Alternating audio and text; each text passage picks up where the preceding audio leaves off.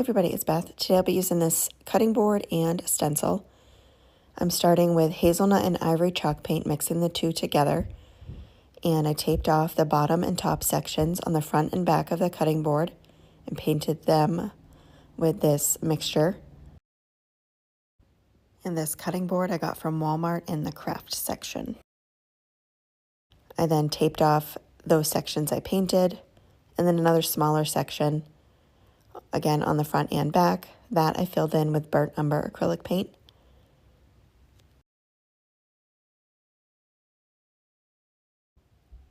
And then the main part of the cutting board I taped off, and I'm using ivory chalk paint for that.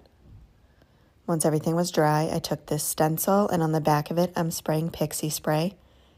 The stencil and pixie spray come from Amazon. Pixie spray gives it a light tack so it stays in place.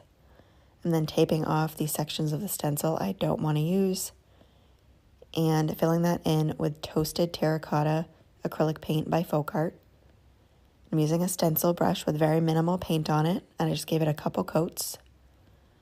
I dried it completely and then filled in the gaps left by the stencil. I also had these laser cutouts that I got from Dollar Tree, these couple little leaves, and I'm painting those with the same terracotta paint.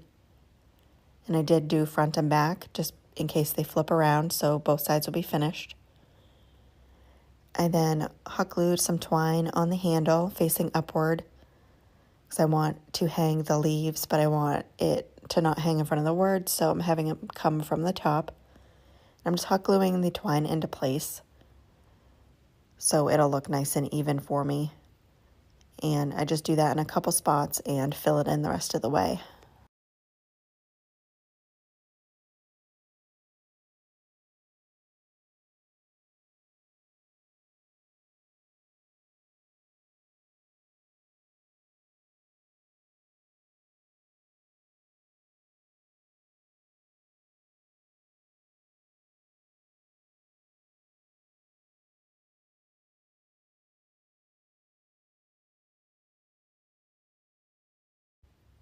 Last thing I'm doing is just attaching the leaves with a tiny bit of hot glue and adding that onto the twine.